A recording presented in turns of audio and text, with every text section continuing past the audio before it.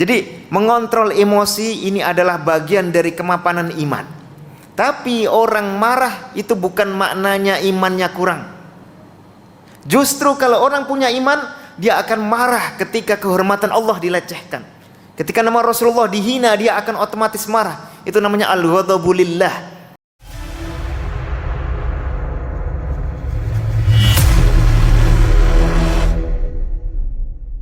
Dalam mempersoalkan perkara iman ni, kita tahu Rasulullah dididik supaya mengasihi semua makhluk, sama sekali malahan kucing pun kasih.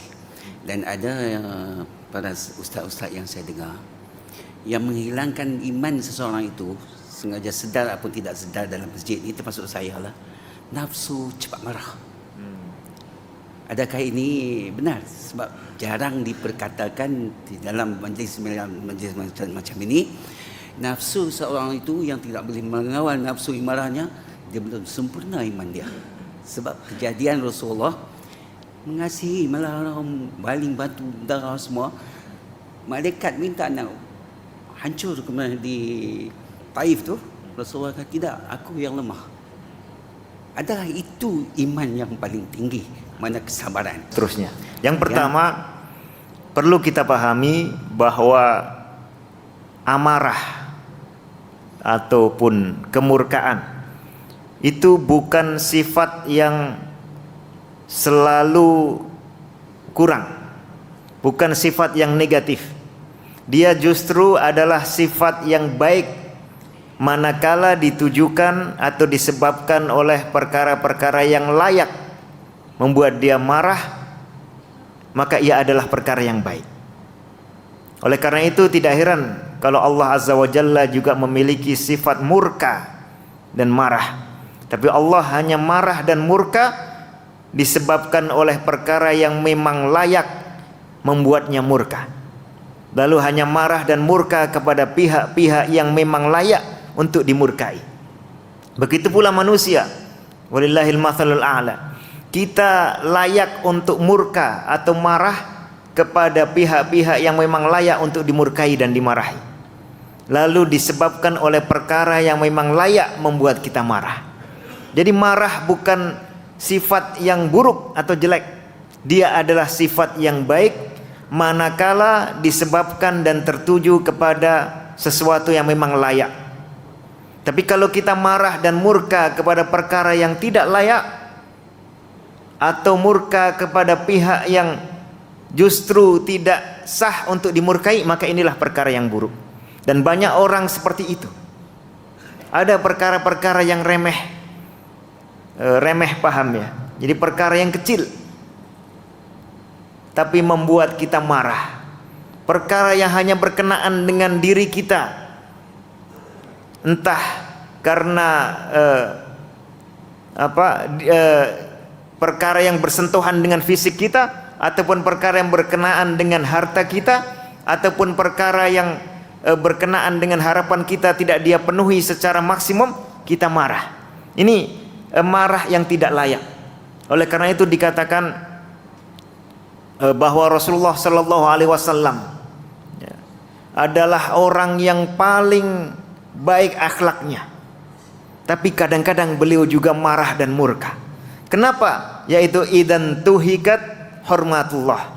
Ketika ada kehormatan Allah yang dilanggar, maka beliau pun marah. Dan ini adalah marah yang mulia, marah yang bagus. Tapi kalau perkara-perkara yang remeh, beliau sama sekali tidak urus.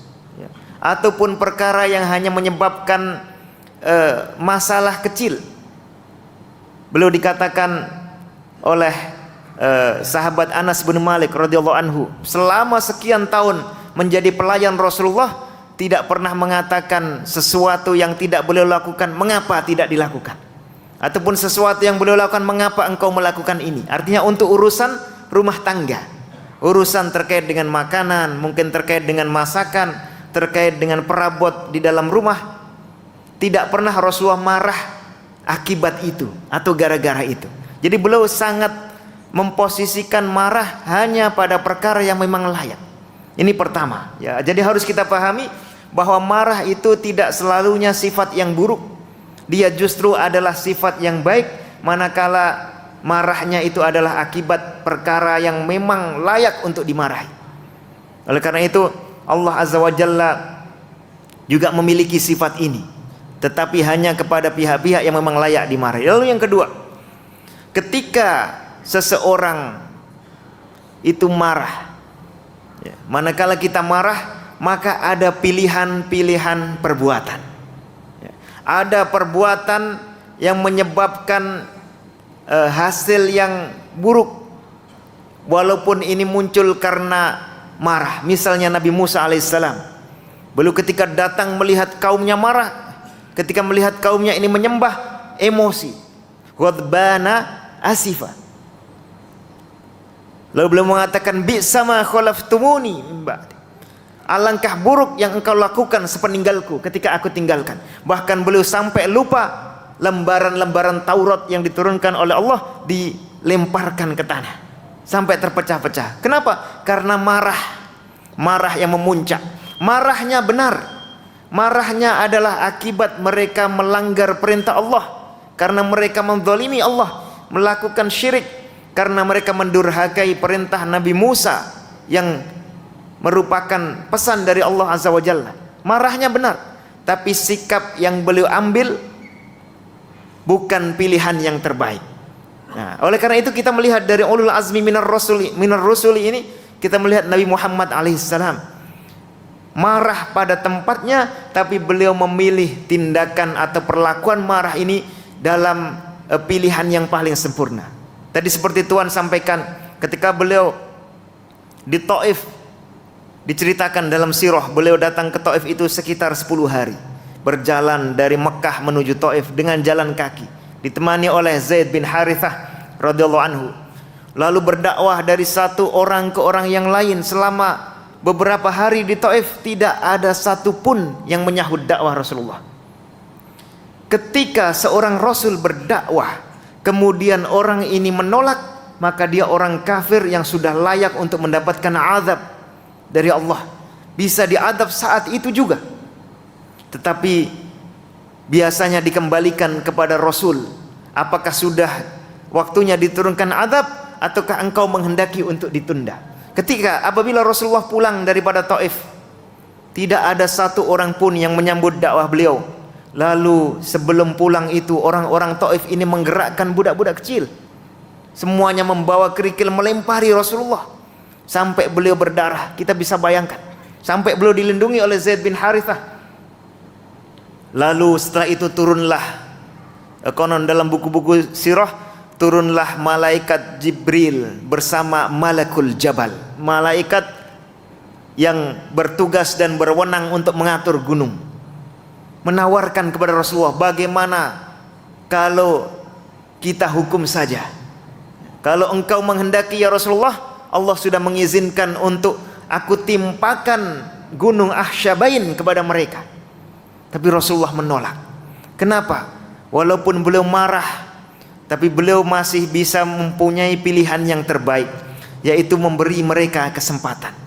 Barangkali setelah ini mereka bertobat, ataupun barangkali anak cucu mereka akan menjadi orang-orang yang menerima dakwah. Kalau saat ini mereka dibinasakan dengan azab Allah, maka tidak akan ada lagi anak cucu yang melanjutkan perjalanan sejarah mereka. Dan betul, ketika generasi itu tidak beriman, bahkan terjadi perang dengan Ahlul Madinah, lalu kemudian Allah menjadikan penduduk Taif setelah itu semuanya adalah orang-orang yang beriman. Jadi ini pilihan ketika seseorang marah, untuk bisa memilih cara yang terbaik. Dan ini lahir dari kontrol emosi yang bagus. Oleh karena itu Rasulullah berpesan kepada salah seorang sahabat, dan tentu beliau sudah tahu kelebihan dan kekurangan sahabat ini. Ketika diminta pesan, beliau mengatakan la taghdab, berpesan agar tidak marah, sebab orang ini mungkin kurang bisa mengontrol emosi. Tentu adalah tidak marah disebabkan perkara-perkara yang sepele. Jadi mengontrol emosi ini adalah bagian dari kemapanan iman. Tapi orang marah itu bukan maknanya imannya kurang. Justru kalau orang punya iman, dia akan marah ketika kehormatan Allah dilecehkan. Ketika nama Rasulullah dihina, dia akan otomatis marah. Itu namanya al-ghadabu lillah. Makanya kata Sayyidah Aisyah, fa idan tuhikat hormatullah, Rasulullah ini termasuk orang yang paling kuat dan paling cepat untuk membalas, intiqaman. Tetapi ketika membalas, ada pilihan-pilihan mana yang dilakukan. Apakah membalas dengan langsung menghukum orang yang menyebabkan marah, ataukah memberi dia kesempatan untuk kemudian bertaubat. Ini yang pertama.